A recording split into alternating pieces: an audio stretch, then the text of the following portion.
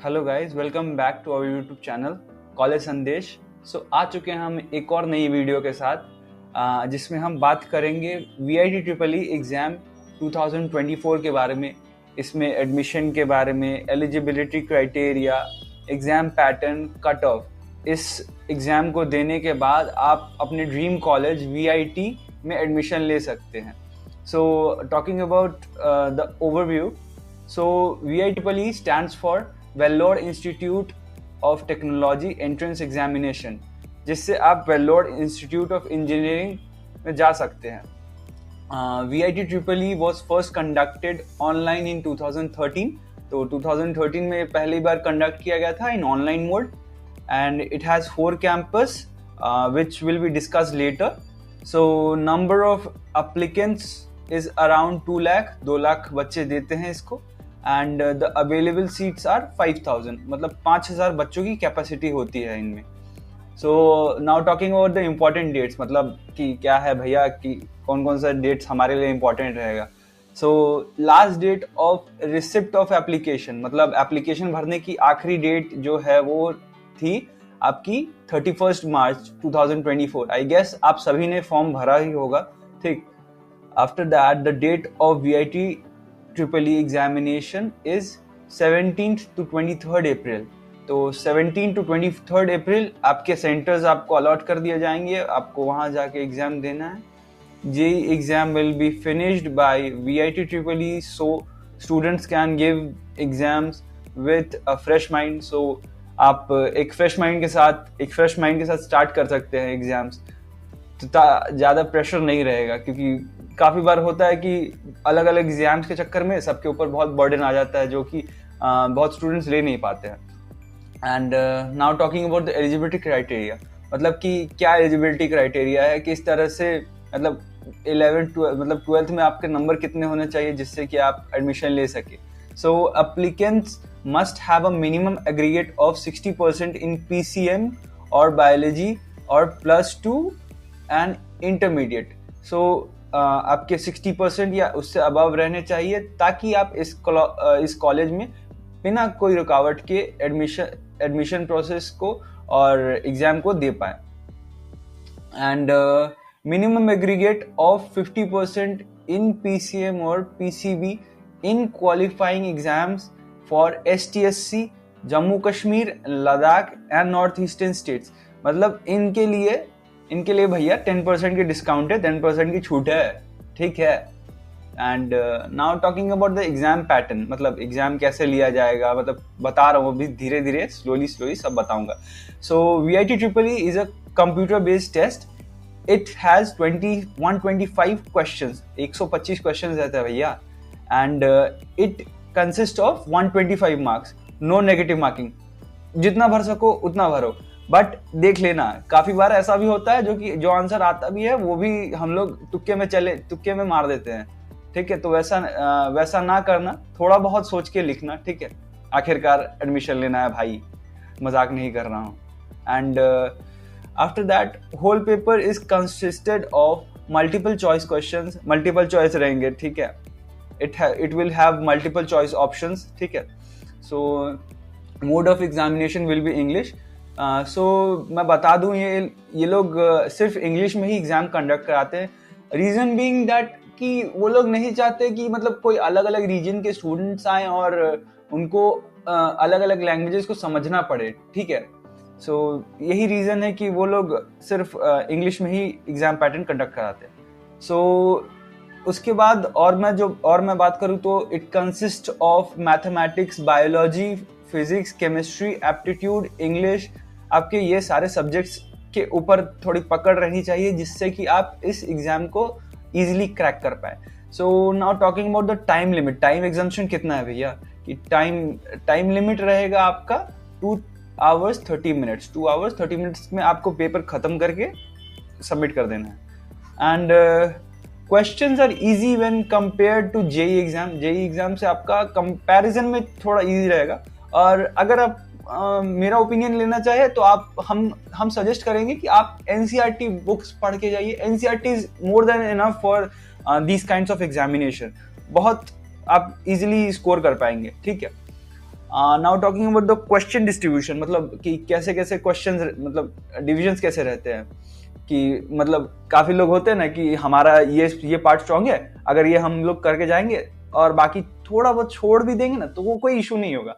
So talking about the subjects and the number of questions, ठीक है. सो mathematics के 40 questions रहेंगे, बायो के 40 क्वेश्चंस रहेंगे, फिजिक्स के 35 क्वेश्चंस रहेंगे, माय मिस्टेक, फिजिक्स के 35 क्वेश्चन रहेंगे, केमिस्ट्री के 35 रहेंगे, इंग्लिश के 5 रहेंगे एंड एप्टीट्यूड के 10 रहेंगे. Now talking about the marks versus rank ratio, ठीक है. तो मतलब जो मेरे को डेटा मिला है मैं उसी के अकॉर्डिंग बोलूंगा, ठीक है. सो 118 प्लस पे आपका जो रैंक आएगा वो आएगा 1 to 250 एंड 113 से 117 में 500 to 250, 90 to 113 में 2500 to 501, 81 to 90 में 5000 to 2501, 72 to 81 में 5001 to 6500, 60 to 72 6500 to 8500, 43 to 60 88,500 to 10,000 to 11,000. So now अगर और बात करें तो उससे कम, देखो उससे कम अगर मार्क्स आए तो और भी है, सीट्स है, ठीक है. लेकिन भैया आपने तो कहा था कि यहाँ सीट्स 5,000 तक ही है, बट उससे आगे ही जाते जा रहे हैं आप. रुको वो भी मैं बताऊंगा, वो भी मैं बता रहा हूँ, ठीक है. 31 to 43 आपका रैंक होगा 15,001 to 20,000 and if it is less than 31 so it will go around 20,000 plus. Now different categories, यहाँ पे आपके रैंक के अकॉर्डिंग आपको कैटेगरीज में भी डिवाइड किया गया है. अगर आप कैटेगरी 1 में आते हो तो आपकी रैंक होगी 1 to 20,000.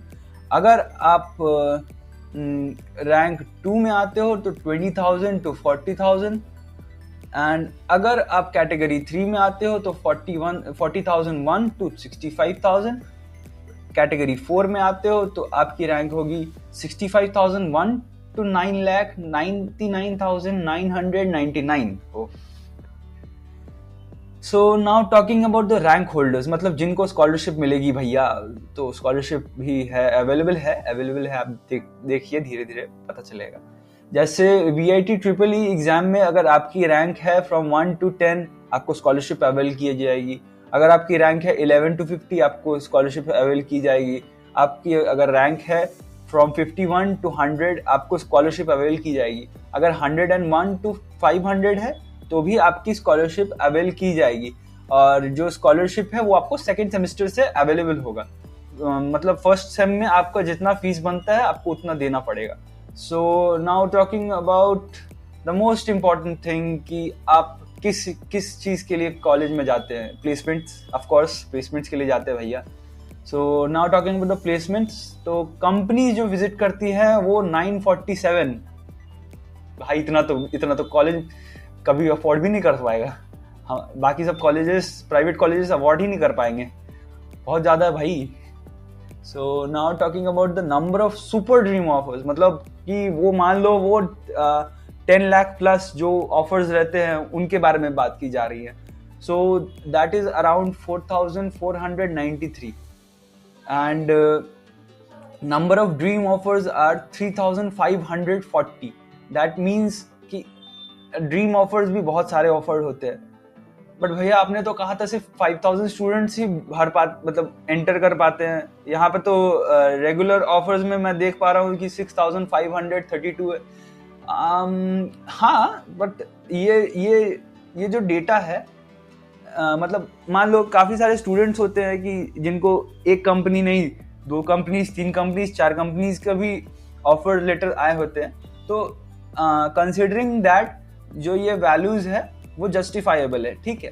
तो आफ्टर दैट ओवरऑल ऑफर्स जो देखा जा रहा है बहुत बड़ा नंबर है भैया, बहुत बड़ा, बहुत ज़्यादा बड़ा, ठीक. 14,565 and for the highest package जो कि लगाया है वो लगाया है आपका 1.02 CR पर एनम, बहुत है, ठीक है। So now talking about the accreditations and ranking, it is accredited with the highest grade A++ by NAAC. जी हाँ दोस्तों, ये A++ graded कॉलेज है, ठीक। And now talking about the NIRF ranking, it is ranked 11th in the best engineering institutions of India. And now talking about the QS World University ranking, ये एक अलग ranking है दोस्तों। So according to this ranking, it stands at the 163rd place by the QS World University ranking Asia 2024. In Asia इसका rank 163rd है। So finally दोस्तों, I would like to conclude this video. So अगर आपको ये video अच्छा लगा हो तो do like it, and अगर इसी तरह के वैल्यू एडेड कंटेंट्स आप देखते रहना चाहते हैं तो हमारे चैनल कॉलेज संदेश को सब्सक्राइब कर ले and hit the bell icon दोस्तों। एंड अगर आपकी कोई भी क्वेरी या फिर कोई भी आपको डाउट है तो आप नीचे दिए गए गूगल फॉर्म को भरे, हमारी टीम आपको कांटेक्ट करेगी। आपकी जो भी इश्यूज, जो भी प्रॉब्लम्स आप फेस कर रहे हैं, आपके हेल्प की जाएगी। एंड अगर आपको फिर भी कोई क्वेरी है, आप कमेंट सेक्शन में ज़रूर हमसे पूछ सकते हैं।